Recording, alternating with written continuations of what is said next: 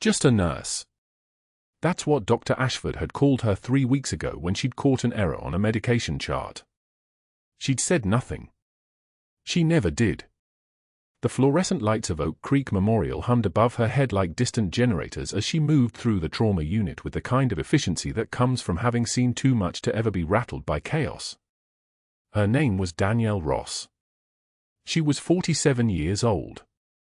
She drew blood and changed 4 bags under lights that flickered with the same irregular rhythm as a helicopter blade counting down the seconds before impact.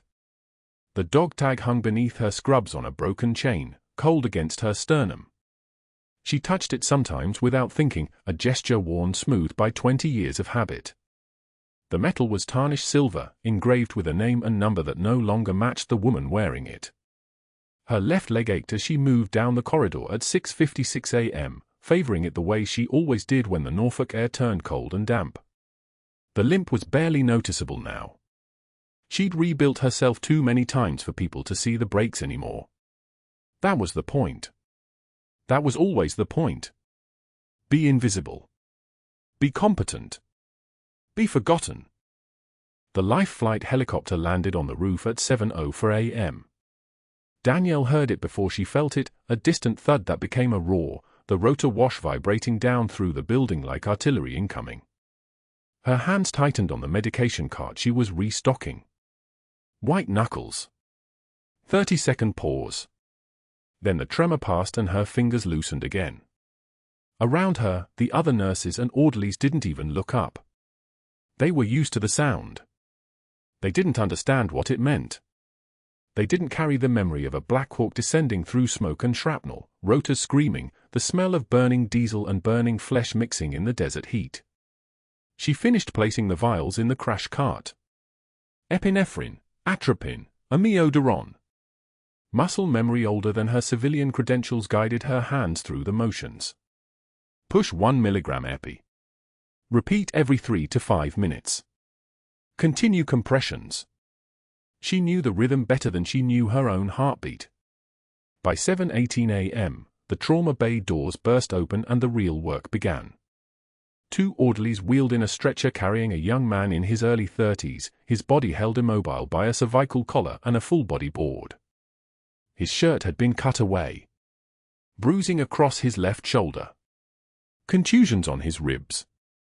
His eyes were closed. Unconscious. A catheter already in place. Some field medic had gotten to him first, done good work, clean field placement in what looked like a training accident. FOS running, oxygen mask in place, monitor leads already attached. Dr. Ashford was there in seconds, moving with the kind of precision that came from experience and arrogance in equal measure. His white coat was immaculate. His watch was a Rolex Submariner, 41mm, probably cost more than Danielle made in 4 months. He began his assessment with the clinical detachment of someone who had learned to treat patients as problems to be solved, not people to be saved. Trauma alert. Major contusion to left shoulder, possible AC separation, no apparent pneumothorax. Let's get him to imaging, Ashford said, his voice carrying the kind of authority that made people move without question. He was competent. That was never the question. Competence wasn't virtue. Danielle stepped forward to help transition the patient from the stretcher to the trauma bay bed. Her movements were practiced, economical. She knew where to stand. She knew how to support a cervical spine while 3 other people coordinated the lift. She'd done this 1,000 times. 2,000. She didn't count anymore. Then she saw the scar. It was on his left shoulder, faded to pale white against his tanned skin.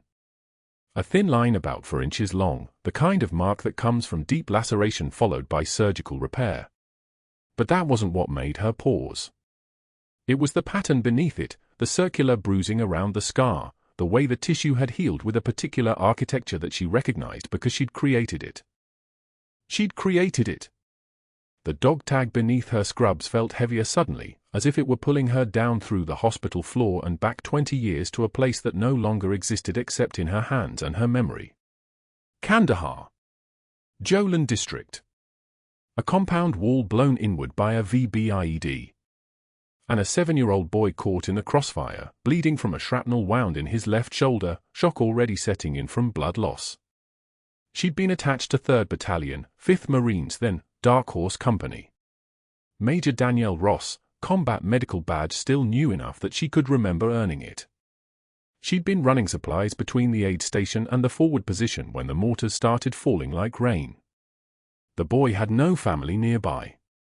No immediate evacuation available.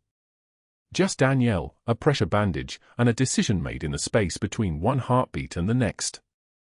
She'd applied a tourniquet above the wound at 2:14 p.m. She'd cleaned the laceration with what sterile solution she had left. Then she performed a field thoracotomy with her combat knife, a careful, deliberate surgical intervention that should have killed him. Most people didn't survive that kind of procedure in a combat zone. They bled out in 30 seconds or they got infected before they could reach a real hospital. But his little hand had gripped her uniform. His eyes had met hers with the kind of intensity that 7-year-olds shouldn't possess. She'd pressed her dog tag into his palm. The chain had been new then, not broken. She'd unhooked it from her neck and placed it in his small hand, closed his fingers around it. Be brave, she'd told him. You're already brave. Be brave just a little longer. The helicopter had come in 14 minutes later. She'd never seen him again. Now he was lying on a trauma bay bed at Oak Creek Memorial in Norfolk, 20 years older, 3 inches taller, wearing the bars of a Special Forces general on his shoulder. Danielle's hands continued their work. She initiated the D4 flow, adjusted the oxygen delivery, placed the heart monitor leads with the same steady precision she'd used in field hospitals where hesitation meant death. No one watching would have seen anything unusual. Her movements were smooth. Her expression was controlled. The trembling was internal only, the kind of recognition that doesn't break the surface. But Dr. Ashford saw something. He was watching her from across the trauma bay, his eyes narrowed. She noticed him the way she noticed everything, peripherally, without focus, cataloging threat levels and exit routes the way the body does automatically after a certain kind of training. His gaze moved from the patient's shoulder to her face and stayed there. His hand paused for a fraction of a second before he continued his examination. Imaging is ready for him in 5 minutes, Ashford said, his voice pitched different now. Careful. Calculating. Miss Ross, you'll stay with him through the initial scans, maintain the 4-line, monitor vital signs. Standard protocols. Of course, doctor, she said. Her voice was soft. Deferential. It was the voice she wore at Oak Creek Memorial, the one that didn't threaten anyone, that requested permission rather than gave orders. It was armor made of politeness and self-erasure. It had worked for 3 years. But something in Ashford's expression told her it might not work much longer. She followed the stretcher toward imaging, her hand steady on the 4 bag, her eyes carefully forward. The dog tag against her sternum pulsed with her heartbeat, a rhythm that felt like a countdown. 20 years of invisibility. 20 years of being just a nurse, just a technician, just a woman in scrubs who happened to have steady hands and an unusual familiarity with trauma patterns. Now a ghost from her past lay on a hospital bed wearing a general's insignia, and Dr. Ashford's eyes had registered something that looked like suspicion. The fluorescent lights hummed overhead like distant rotors, and Danielle Ross moved through the corridor toward whatever came next, her secret still intact, her composure still perfect, and the weight of recognition settling into her shoulders like a yoke she'd carried too long to remember how to set down. The observation hung in the hallway like a held breath. Dr. Ashford's eyes had registered something that looked like suspicion. The fluorescent lights buzzed overhead like distant rotors, and Danielle Ross moved through the corridor toward whatever came next, her secret still intact, her composure still perfect, and the weight of recognition settling into her shoulders like a yoke she'd carried too long to remember how to set down. The general's ICU room smelled of antiseptic and flowers. His mother had brought fresh arrangements that morning. Danielle was adjusting his 4-line when Dr. Ashford entered with 3 officers in tow. Their dress uniforms filled the doorway like a wall of brass buttons and pressed fabric. She didn't look up. Didn't need to. She could feel the temperature of the room change. Miss Ross. His voice carried the same tone one might use to address a student caught cheating. Perhaps you can explain why you've reviewed this patient's chart 14 times in 2 days. Danielle's hand stilled on the forecatheter. 14. He'd been counting. She turned slowly, meeting his gaze with the kind of calm that comes from having already survived worse interrogations than this. I review every critical patient's chart thoroughly, doctor. Her voice emerged steady, measured. It's called diligence. The officers shifted. One of them, a colonel with a scar running from his temple to his jaw, studied her with sudden interest. Dr. Ashford smiled, and it was the smile of a predator who'd found a weakness to exploit. It's called overstepping, Nurse Nancy. His eyes flicked toward the officers.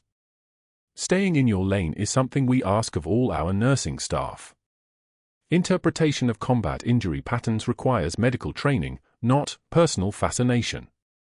The general's monitor beeped its steady rhythm. 14 times in 2 days. She hadn't been subtle. But she'd needed to see the tourniquet marks on his left shoulder, needed to verify that the boy she'd saved in a burning convoy had survived to become this man, needed to know that the dog tag she'd pressed into a 7-year-old's palm had meant something. One measured breath. Then another. Understood, doctor. She didn't look away. Didn't break. One tear escaped, sliding down her cheek without permission. She wiped it with the back of her hand before anyone could name it as weakness. Is there anything else? Just stay in your lane, Nurse Nancy. He turned to the officers. Shall we discuss the surgical approach? They left her there, standing beside the general's bed, his mother watching her with an expression that shifted between pity and something that might have been recognition. Danielle finished adjusting before, her hands moving with the precision of someone who had learned long ago that emotions were information to be processed later, never now. The next morning, the break room hummed with that particular energy of disaster. The write-up was posted on the unit board, laminated and official, Danielle Ross, written warning, inappropriate familiarity with patients, boundary violation. The word stood out like an indictment. Dr. Ashford had moved fast. Strategic. Competent. When Danielle walked in for her lunch break, the room emptied like water draining from a sink. Maya, who'd been her closest colleague for 3 years, suddenly remembered a phone call. Another nurse found urgent paperwork. A third volunteered to restock supplies in the medication room. Within 90 seconds, Danielle stood alone at the table, the fluorescent lights casting everything in that particular shade of institutional white. She unwrapped her sandwich. Didn't eat it. Wrapped it again. Left. It wasn't the humiliation that cut deepest. It was the strategy. Ashford wasn't just attacking her directly anymore. He was orchestrating isolation, using the written record as a tool to turn her colleagues against her, creating distance between her and anyone who might defend her. This was the work of someone who understood how institutions functioned, how easily a single accusation could metastasize into universal suspicion. By afternoon, the rumor had spread through the unit like infection through a wound. Danielle had become that nurse who gets too attached to patients. Someone said she'd been seen crying over a chart.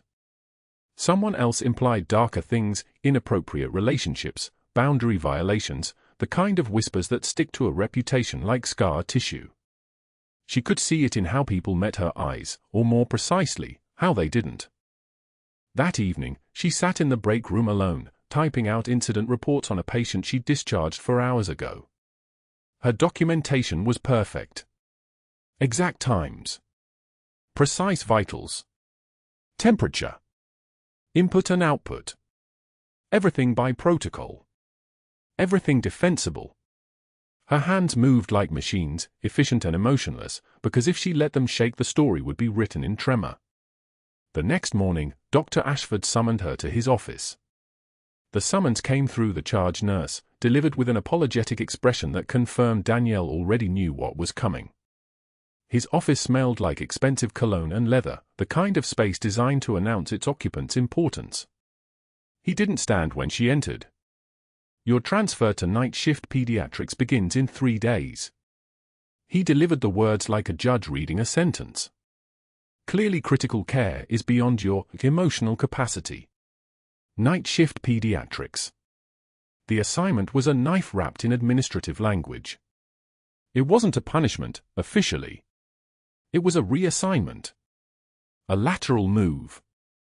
But everyone understood what it meant: removed from critical care, removed from the general, removed from the main unit where visibility mattered. Night shift was where careers went to fade quietly. Pediatrics was where a combat-trained major would have to sit with children's fevers and ear infections while she watched the ICU continue without her, the real work happening on day shift where the stakes lived. She stood perfectly still. Let the words settle. Let him watch her face for the crack that never came. "I've survived worse reassignments than you can imagine, Doctor." His eyes narrowed. Reassignments. Military language. Her mistake hung between them like a held breath. She saw the calculation move across his face, the pieces rearranging themselves. Kandahar. The chart reviews. The way she'd moved with such clinical precision around the general. The dog tags. That will be all, Nurse Ross. She turned and walked out. Not fast. Not slow. Just moving. But his eyes followed her all the way to the door, and she could feel the machinery of his mind working, connecting threads that were better left unconnected. That evening, the general's mother appeared in the unit during visiting hours. She was still in her coat, still carrying the weight of a parent's worry. She found Danielle at the medication station and pressed something into her hands. A dog tag on a broken chain. The metal was tarnished, worn smooth by time and handling. "My son wanted you to have this back." The woman's eyes were wet. A nurse gave it to him 20 years ago in Kandahar when he was 7. She saved his life when a convoy was hit. He says you remind him of her. He couldn't remember her face, but he remembered the tag. He remembered her voice telling him to be brave. Danielle's hand trembled as she took it. 20 years. 2 decades of carrying this weight, this secret, this story that belonged to someone else's trauma. The chain was so broken it barely held, and she closed her fist around it, feeling the edges of the metal press into her palm. "That was very kind of the nurse," she said quietly. "He says she saved his life again." The general's mother reached out and squeezed her hand. "Whatever she did. Whatever she is. She saved him twice." The woman left. Danielle stood at the medication station with the dog tag burning in her closed fist, the broken chain cutting marks into her skin. She could feel Dr. Ashford watching from somewhere down the corridor. Could feel the moment when he understood. Not what had happened. But that something significant had, and that it involved her and the general and a history that predated his suspicions. That night, she sat in her car in the parking garage, the engine off. The dog tag hung from her rearview mirror now, spinning slowly in the absence of any breeze. The broken chain caught the light each time it rotated. 14 times in 2 days. The way she'd lingered over those charts. The recognition that had flickered across her face when they'd wheeled the general into the ER, unconscious and bleeding and carrying a tourniquet scar that matched the muscle memory of her hands. She couldn't turn the key. Couldn't move forward or back. Somewhere on the roof of the hospital, the helicopter pad hummed with the sound of evening maintenance. The noise made her hands grip the steering wheel tighter. Made her breath fog the windshield in small clouds of moisture. In 3 days, she would be on night shift. In pediatrics. Watching other nurses tend to the general. Watching Dr. Ashford move through the unit with his predatory precision, understanding now that she was more than just an anomaly. That she was a threat. That somehow, she knew things she shouldn't know, and she'd made the mistake of letting that knowledge show. The dog tag spun. 17 times. 18. 20. She still sat there when the hospital lights shifted to evening mode, the fluorescent blues giving way to a deeper kind of shadow. The evening shift supervisor, Marcus Chen, took the call at 5:53 p.m. while Danielle was charting in the break room, unaware that Dr. Ashford's voice on the other end carried the smooth precision of someone moving chess pieces across a board. "Marcus, I need you to redistribute Ross's patient assignment starting tomorrow. She's been asking some procedural questions that suggest gaps in her ICU training. Nothing formal yet, but I want to reduce her patient load until we verify her credentials through that competency review we're scheduling." Chen hesitated. Danielle had never made mistakes, never lost a patient, never even raised her voice in his presence. But Ashford was the chief of surgery. The hierarchy was clear. By 6:15 p.m., the reassignment memo appeared on the unit board. Danielle's 3 critical patients transferred to Jenkins. Her sensors cut in half. The message wasn't subtle. It was a cage being built 1 bar at a time. At 6:42 p.m., Ashford sent a text to the pharmacy director, Dr. Patricia Voss, flagged in his phone as I ally, "Hey Patricia, doing a routine medication audit on a few of my staff nurses. Could you flag any requests from Danielle Ross for the next week? Nothing urgent, just due diligence. Thanks." He knew Voss would understand. She'd flagged medications for 3 other nurses in the past 3 years, each one now working at different hospitals, each one gone quietly because asking why drew attention they couldn't afford. The text left no fingerprints. It created a paper trail that looked like standard procedure. By 7:08 p.m., Voss had replied, "Done. We'll monitor." The trap was narrowing. Danielle noticed the reassignment only when she came back from the general's room, where she'd checked his vitals one final time before the night shift took over. His oxygen saturation was solid at 98%. His breathing steady. The 4 lines patent. Everything the way she'd left it. Everything stable. She read the memo, her eyes moving across the words with the same flatness that came after taking fire. 3 patients gone. Jenkins now running 6 ICU cases instead of 4. The math was perfect. By removing her from critical care, Ashford isolated her from the only space where her expertise mattered, where she couldn't be questioned, where her hands did the talking. She folded the memo and placed it back on the board. Someone watching might have seen the slight pause before her hand dropped, but nothing more. The competency review appeared on her schedule at 8:11 p.m. when the hospital's administrative system sent out the automated meeting notification. Danielle Ross, credential review, Thursday 9:38 a.m., conference room B. No explanation. No context. Just a meeting with the hospital administrator, Dr. Helen Okonkwo, who ran Oak Creek Memorial with the kind of meticulous efficiency that left no room for shadows or secrets. Ashford had called her that afternoon, his voice carrying the wounded concern of a colleague with legitimate worries. "Helen, I hate to bring this up, but I'm seeing some scope of practice questions from Danielle Ross. Nothing dangerous, but in light of the incident with the general's chart, I think we should verify her credentials through a formal review." Standard stuff, really. Just want to be thorough. Okonkwo had agreed immediately. Thoroughness was her religion. By 8:15 p.m., Ashford had sent her a list of concerns, access to the general's medical file without direct assignment, questions about surgical protocols in the ICU, and a note that she'd once mentioned field medicine experience during a conversation with another nurse. Fragments. Insinuations. Nothing that proved anything, but enough to create the silhouette of a problem. By Thursday morning, word had already begun to circulate through the nursing staff, the way rumors move through hospitals like infections through wound sites, fast, silent, and nearly impossible to stop.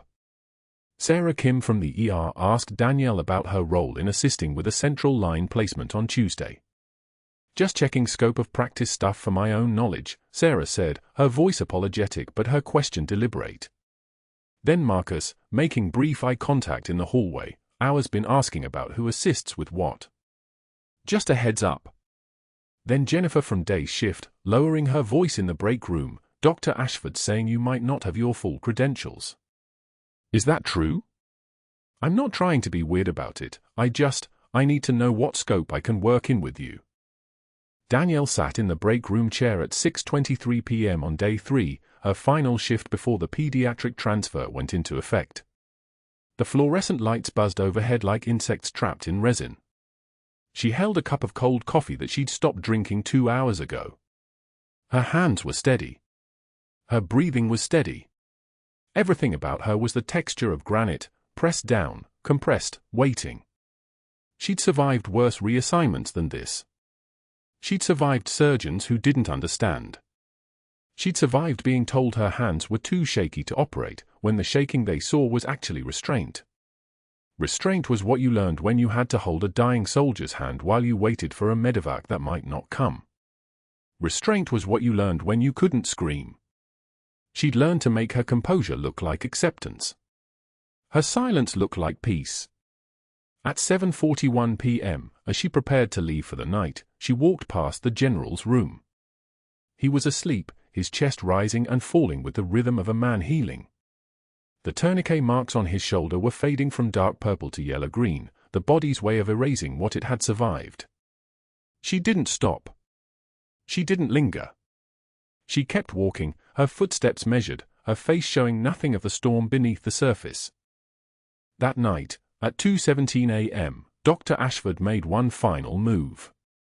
He reviewed the general's chart and signed off on a physician's order that would restrict nursing care for the patient to assigned clinical staff only, a standard order for VIP patients or those requiring confidentiality, but in this case designed to ensure Danielle couldn't approach him. It was clean. It was protocol. It created a wall between her and the only reason she'd been watching him so carefully. By 3:08 a.m., when Danielle would have been assigned to pediatrics, the order was locked in the system. She didn't know any of this yet. She sat in her apartment at Oak Crest Apartments, Unit 407, looking out at the Norfolk rain, which felt like someone was emptying buckets from the sky. The dog tag hung from her rearview mirror in her car downstairs, catching light that would never illuminate it now. The broken chain that had held it was somewhere in a showbox in her closet, the piece she'd removed when she took the hospital job, deciding that part of her life was sealed. But the general had returned it 3 days ago, pressed into her hand by his mother, who didn't know what it meant. A nurse had saved his life twice now, his mother said. Twice. As if time worked that way, as if distance and years could collapse into a single moment of recognition. And that wasn't even the worst part. The worst part was that she was leaving. Tomorrow night, she transferred to pediatrics. Night shift. Different building. Different patients. Different universe from the ICU where the general was still healing, still protected by a physician's order that locked her out as efficiently as any physical barrier. Ashford had constructed the perfect cage. He'd isolated her from her patients, questioned her credentials, planted doubt in every colleague she worked with, and now he'd placed the general behind a wall she couldn't cross. By Friday morning, she'd be changing 4 bags for children with fevers and ear infections. The cage door would close. And the trap would snap shut so quietly that no one would even know it had moved. She didn't cry. She didn't tremble. She sat with her coffee and her rain and the dog tag hanging in her car, and she waited for Thursday's competency review that would ask her questions she couldn't answer without destroying everything she'd built. The silence was so thick you could operate in it. Thursday morning arrived like every other shift at Oak Creek Memorial, except Danielle knew it was her last. The pediatrics transfer took effect at midnight. 23 hours left in the trauma unit, and she'd spent the night reviewing charts that weren't hers to review, answering pages that weren't directed to her, and existing in the careful silence of someone who had learned to take up less space than air. The general's room was on the 3rd floor, 2 doors down from the supply closet where she used to hide when the tremor in her hands got too loud. Except the tremor wasn't fear. It was restraint. She arrived for her 6 a.m. assessment to find Dr. Ashford already there, checking vitals with the casual confidence of someone who had convinced himself he'd saved a life. The general was stable. Oxygen at 96. Heart rate steady at 78. The surgical repair was holding. Recovery was proceeding as planned, Dr. Ashford assured everyone within earshot, the residents, the attending, the nursing students circling like sharks who hadn't learned yet that the quiet ones were the ones to watch. Textbook recovery trajectory, Ashford announced, tapping the chart with his pen like he'd composed a symphony. His Rolex caught the fluorescent lights, a $12,000 performance of success. Minor complications we've handled. Nothing to suggest further deterioration. Danielle didn't nod. She didn't agree. She moved to the monitors and read the numbers the way she'd been trained to read them, not as isolated digits but as a conversation between the body and the machines trying to keep it alive. The conversation sounded fine. The conversation looked fine. But something underneath the conversation felt like static.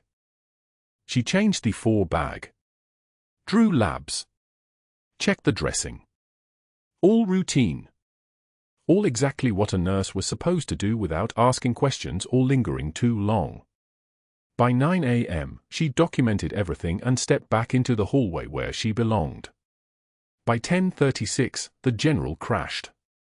The heart monitor escalated from steady rhythm to the kind of urgent beeping that cuts through walls and makes every person in a 50-foot radius move at once. Danielle was in the break room when she heard it. She didn't think. Muscle memory was older than decisions. She was through the door before the overhead called code blew. The general's chest was heaving against the ventilator. His oxygen saturation was dropping, 92, 88, 84, like someone had opened a drain in his lungs. His face was pale with that specific shade that meant his body was screaming for air it couldn't find. Dr. Ashford stood at the bedside with his hands at his sides, staring at the monitor like it might explain what it was showing him. His mouth moved. No sound came out. Tension pneumothorax, Danielle said. Not a question. Not a suggestion. A statement of fact, the way someone describes what they see when they open their eyes in the morning. We don't know that, Ashford said. His voice had changed. It was smaller now, uncertain, the voice of someone watching his carefully constructed recovery narrative collapse in real time. The general's O2 sat was 79. His blood pressure was dropping into the 60s. His heart rate was climbing toward 120 with the desperate rhythm of a body running out of time. In a field hospital in Kandahar, you had maybe 2 minutes before cardiac arrest became irreversible. She didn't have 2 minutes here either. Crash cart, Danielle said to the resident, and it wasn't a request.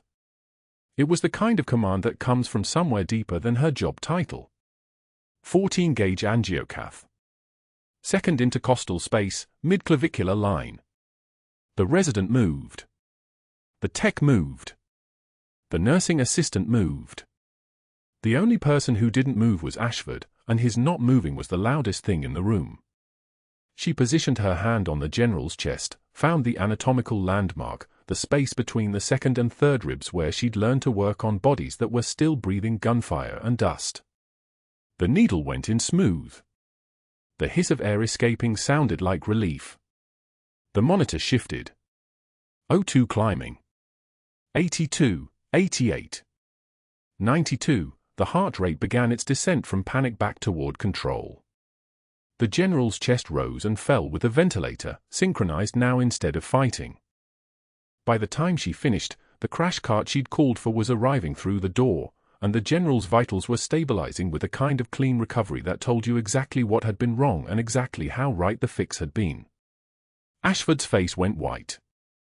Then it went red, the red of someone watching his entire morning presentation become irrelevant, the red of someone realizing that the woman he'd been carefully dismantling might know more than he was comfortable admitting. Danielle stepped back. She disposed of the needle. She checked the monitor one final time. She said nothing. Dr. Ashford's mouth opened and closed like a fish pulled from water. You performed a procedure without physician authorization, he said. His voice was shaking now, which told her everything she needed to know about what came next. You are not credentialed for advanced procedures.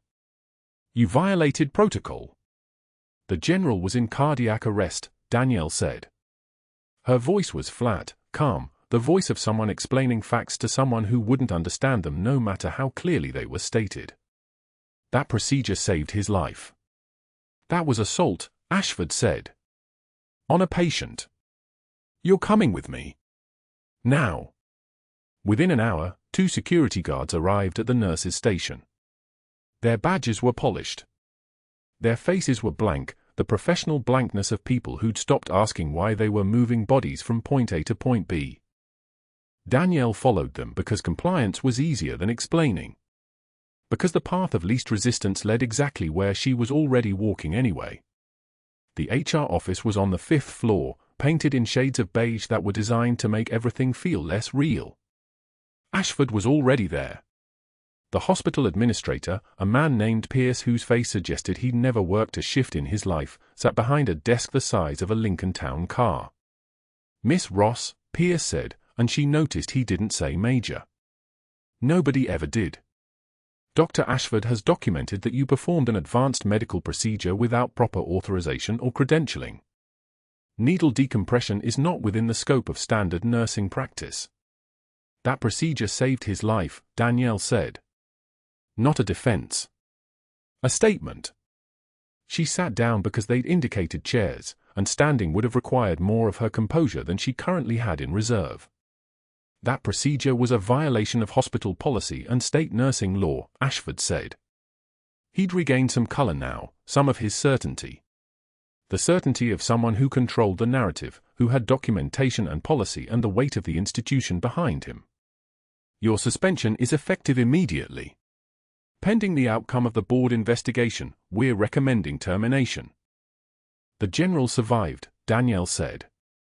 "Due to aggressive intervention that you were not qualified to perform," Pierce replied. He slid a folder toward her. "Your badge is suspended as of this moment. You're not permitted in patient care areas until the investigation concludes. Security will escort you from the building." She set her badge on the desk. It was plastic and laminated and somehow heavier when it was sitting in front of her than it had ever been when it was hanging around her neck. The photo on it showed someone who looked like her but wore a different face, someone smaller, quieter, someone who fit inside the boundaries other people had drawn. "I understand," she said. She didn't cry. She didn't tremble. She stood and walked out with her spine exactly where it had been when she walked in, and if her hands were shaking, nobody needed to know that the shaking wasn't fear. It was restraint. It was the accumulated discipline of someone who'd learned to hold everything, pain, rage, recognition, loss, somewhere deep enough that the surface of her remained perfectly still. The security guards walked her to the parking garage. The afternoon light hit the concrete in stripes, casting everything in shadow and exposure. Her car was where she'd left it, the same 2009 Subaru that had carried her through civilian life for 4 years, through the invisible transition from Major Ross to Danielle the nurse, from the woman who'd learned to save lives to the woman who was no longer permitted to try. The dog tag hung from her rearview mirror, the broken chain still holding it because she'd never bothered to fix it. The general's mother had returned it 3 days ago with eyes that didn't understand what they were seeing. Her son had asked for the nurse who'd saved him. The nurse had given him a dog tag and told him to be brave, and the mother had finally put the pieces together, or some of them, anyway. Danielle sat in the driver's seat with the door open and didn't start the engine. In his office on the 3rd floor, Ashford was already making moves. He opened the hospital security system, a system he'd learned years ago required very little authorization to access, a system designed for administrators and surgeons who needed to monitor their domains. He clicked through to the previous night's footage. He found the timestamp, 11:44 p.m., Tuesday, the general still asleep in his recovery room, the floor quiet except for the ambient hum of machines keeping people alive. There. Danielle at the nurse's station. The monitor showing the general's chart. The chart he'd explicitly restricted her access to. More ammunition. More evidence of boundary violations. More reason to end this. He clicked delete. The progress bar started. Across the hospital, in the IT department on the basement level, an alert pinged on Carlos Martinez's screen. Unauthorized deletion attempt from Dr. Ashford's administrative access, timestamp 11:53 a.m., security footage, file type, video, encryption status, removing. Carlos had been a machine gunner with 2nd Battalion, 5th Marines. 2 tours in Fallujah. He'd learned to notice when things were being destroyed that shouldn't be, and he'd learned that some destructions required immediate response. His hands moved through the security protocols like he was running a weapons system, muscle memory translated into different warfare. He clicked preserve. The file duplicated to a secure server with automatic redundancy. Then he pulled up his phone and dialed the number that a federal agent had given him 6 months prior, when the FBI had asked him to watch, to listen, to preserve anything unusual about Dr. Ashford and veteran patient records. He's deleting security footage, Carlos said. Right now. The nurse who saved the general, the one he's trying to fire? The footage is of her. He just tried to erase it. The agent asked him to preserve everything. Carlos said it was already done. Then, out of professional curiosity, he pulled up Danielle's employee file. He scrolled through her background check. His eyes widened as he read the final notation, a flag from the Pentagon, a security clearance still active, automatic protocols triggered, federal notifications in motion. The system had already begun talking to itself. The wheels were already turning. In her car in the parking garage, Danielle's phone rang. The general's mother's voice came through the speaker, tight with something between anger and desperation. My son is asking for you. He's awake. He says you saved his life twice now. He says he remembers you from when he was a boy. I'm calling the administrator right now. Danielle closed her eyes. I'm suspended. It's too late. But it wasn't too late. The wheels were already turning. And by morning, nothing would be the same. Her badge was still warm in Dr. Ashford's hand when he walked into the administrator's office and smiled like a man who had already won. The suspension paperwork sat on the desk, crisp and official, stamped with our seal. Danielle Ross, just a nurse, just someone who had stepped outside her lane one too many times, was finished. He'd made sure of it. The footage was gone, deleted from the server at 2:51 a.m., the deletion timestamp erased from the logs. He'd had years of practice covering his tracks. $2 million in phantom VA surgeries doesn't go unnoticed unless you know exactly which files to flag for audit, which colleagues to befriend, which administrators owe you favors. Dr. Ashford had built his entire career on knowing which doors opened for the right people. This nurse, this interloper who had recognized something in the general's chart, who had known exactly what a field tourniquet scar looked like and exactly how to fix a tension pneumothorax before he'd even finished his assessment, was a threat he'd eliminated. By morning, she'd be gone. By next week, her name would be forgotten. By next month, there would be a new nurse at Oak Creek Memorial, someone with no combat experience, no inexplicable competence, no ability to recognize when a surgeon was missing something crucial. His phone rang at 9:15 a.m. Federal Prosecutor's Office. The words came through the receiver like a fist. Dr. Ashford, we need you to come in for questioning regarding the deletion of hospital security footage logged at 2:53 a.m. on November 14th. The blood drained from his face. He'd been so careful. But what he didn't know, what he couldn't have known, was that the hospital's IT director, a man named Carlos Martinez, had walked these corridors for 17 years in a different life, as a combat engineer with the 75th Ranger Regiment. Carlos had recognized Danielle the moment she was hired. He'd seen that particular kind of calm before, the way she moved through chaos without flinching, the way her hands knew exactly what to do in emergencies.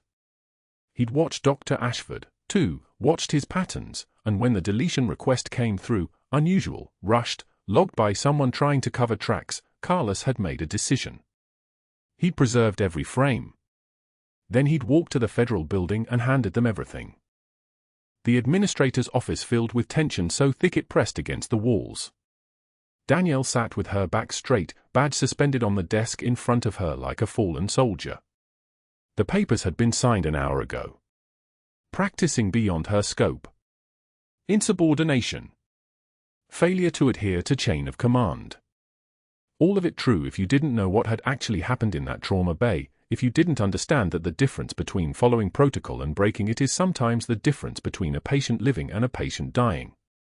The general was still in recovery, 3 floors up, still medicated enough not to understand the machinery of hospital politics that had already tried to bury the woman who'd saved his life.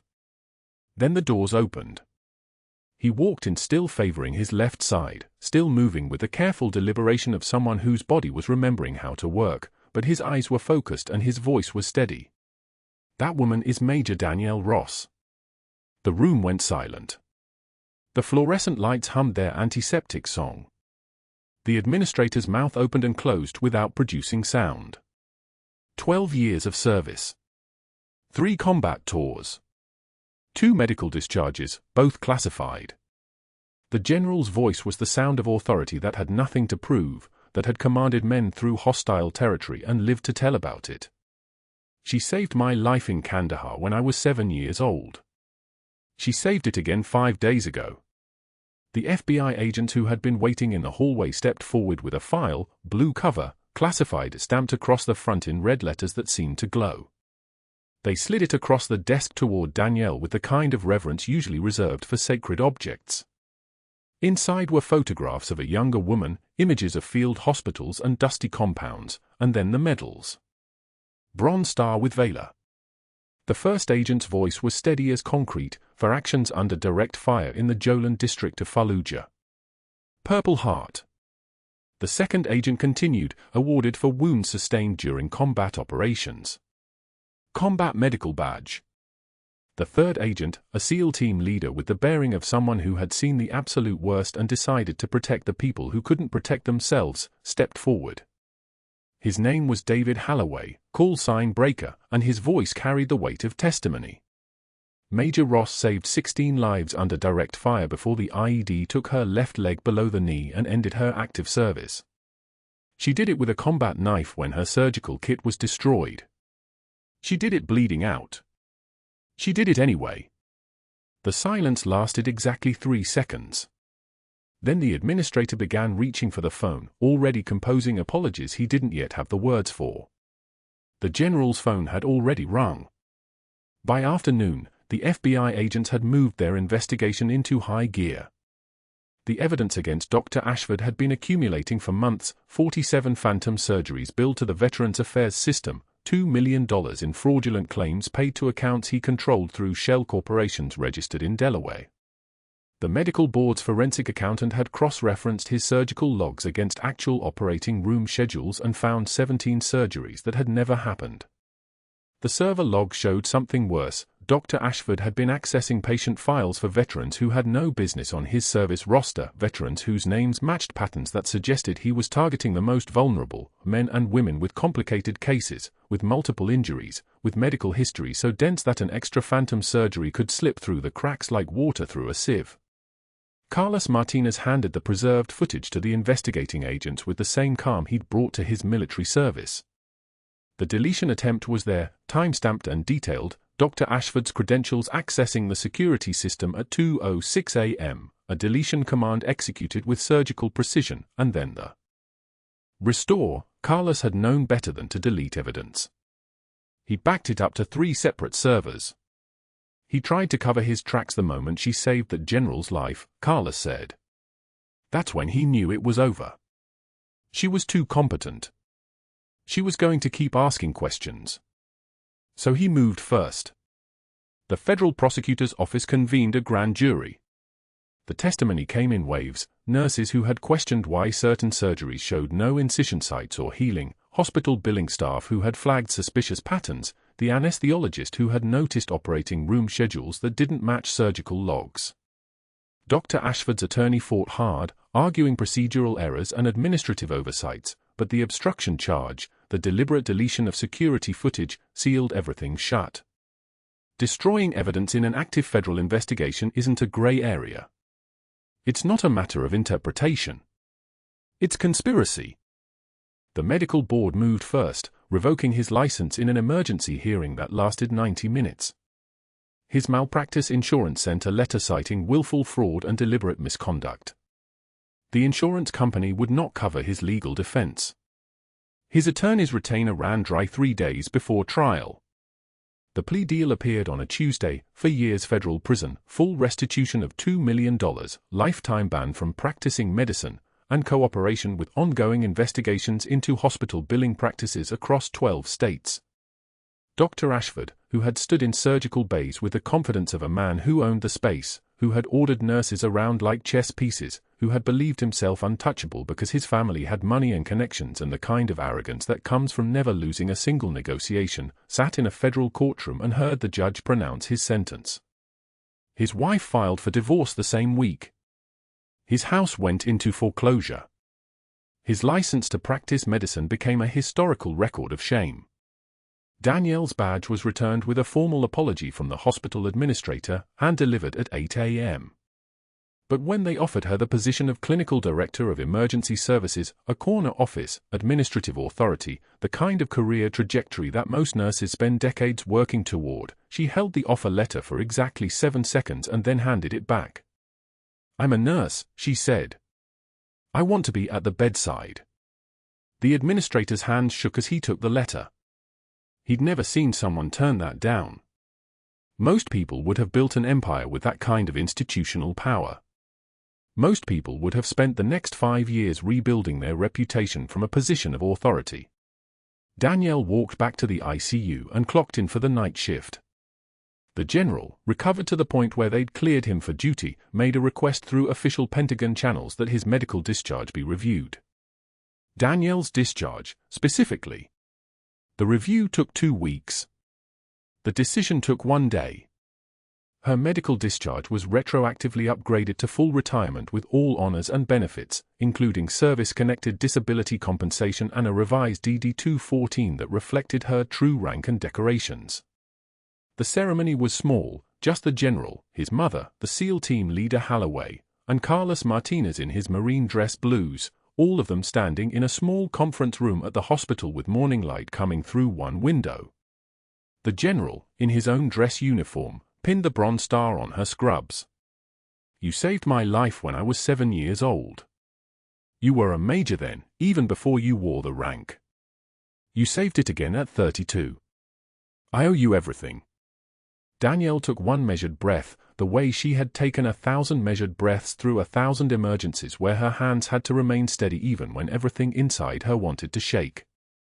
"You don't owe me anything, General. You were brave both times. I just made sure you got to keep being brave." 6 months passed. The world moved forward with the indifferent speed of all wounded things learning to walk again. Danielle returned to her regular schedule, night shifts in the ICU, her hands moving through the work of saving lives with the efficiency of someone who had done this in places where there were no backup plans and no second chances. She wore the dog tag openly now, visible when her scrub shifted, the faded military insignia catching light. Patients and colleagues who had watched her work began to understand that they'd never been watching just a nurse. They'd been watching someone who had learned her craft in the harshest possible classroom. Dr. Ashford was released to a halfway house after serving 3 years and 4 months of his 4-year sentence, reduced for cooperation with the investigation. His federal sentence would be followed by state charges related to medical fraud in neighboring jurisdictions. He would spend the better part of a decade in the criminal justice system. What he could do immediately was find work. The only business that would hire a convicted felon with a medical degree that was now worthless was a discount insurance agency in a strip mall on the western edge of Norfolk. The folding table was aluminum and wobbled slightly when he set up his laptop. The office chair was plastic and had a broken wheel. The banner above read "Discount Insurance, Special Rates for Uninsured Drivers" in letters that had started fading 6 months ago. Danielle walked past that strip mall on a Thursday morning, coffee in hand, taking the route she'd started taking because it cut 5 minutes off her commute home after a night shift. She saw him through the plate glass window, Dr. Ashford at his folding table, reading glasses perched on his nose, his polo shirt rumpled, explaining coverage options to a client who looked like he'd rather be anywhere else. His expensive Rolex was gone. His tailored suits were gone. The confidence was gone. He was just another man sitting under fluorescent lights, paying for choices he'd made when he thought power was something you could hold in your hands. Danielle didn't slow her stride. She didn't acknowledge him. Her hand brushed the dog tag under her scrubs. She wore it every shift now, visible and deliberate. The general waited outside Oak Creek Memorial in dress uniform, holding 2 coffees in a cardboard tray. He'd made a habit of visiting when he was in Norfolk. Every time he arrived, he brought coffee. Every time, he walked Danielle to her car. "You don't have to do this," she said, the same way she said it every time. "Yes, I do," he said, the same way he always answered. Today he handed her an envelope, a manila, old, the kind of thing that had been sitting in a closet for 2 decades. Inside was a photograph. 7-year-old him in a field hospital bed, small and frightened and trying not to cry. A female soldier standing beside him, exhausted eyes, hands that had just finished stopping the bleeding, the kind of presence that made the air feel safer just by being in it. Danielle's eyes. 20 years younger. Different uniform. Same person. "My mother found it in our things. She wanted you to have it. I wanted you to have it." Danielle studied the photograph, the woman she had been, the boy he had been, both of them survivors, both of them carrying forward into lives they built one heartbeat at a time. "Thank you, General." He shook his head, and his smile was the smile of a man who understood that gratitude wasn't a currency that flowed in only one direction. "Thank you, Major." She got in her car, a 2008 Honda with 127,000 miles and reliable brakes and a backseat that still smelled like the hospital no matter how many times she cleaned it. The photograph went on her dashboard next to the dog tag hanging from the rearview mirror. Tomorrow she would return to the ICU, to the fluorescent lights and the antiseptic smell and the quiet work of saving lives in the dark. No recognition. No medals pinned in public ceremonies. Just the work. The work that had always mattered. As she pulled out of the parking garage into the grey Norfolk morning, the camera holds on the strip mall window where Dr. Ashford sits alone at his folding table, reading glasses sliding down his nose, a client's application in his hands, and then cuts to Danielle walking through the automatic doors of Oak Creek Memorial for another shift, the dog tag catching the light from the security lamp, the general holding the door open behind her, both of them moving into the building where the real work happens, where heroes walk among us, sometimes in scrubs, saving lives in the dark. If this story resonated with you, if you've ever been underestimated or overlooked, if you know what it feels like to carry invisible weight, subscribe to this channel. Like this video. Comment below and tell us, have you ever seen someone's true strength revealed only after everyone had already made up their minds about them? We read every comment, and your story matters. Thank you for being here.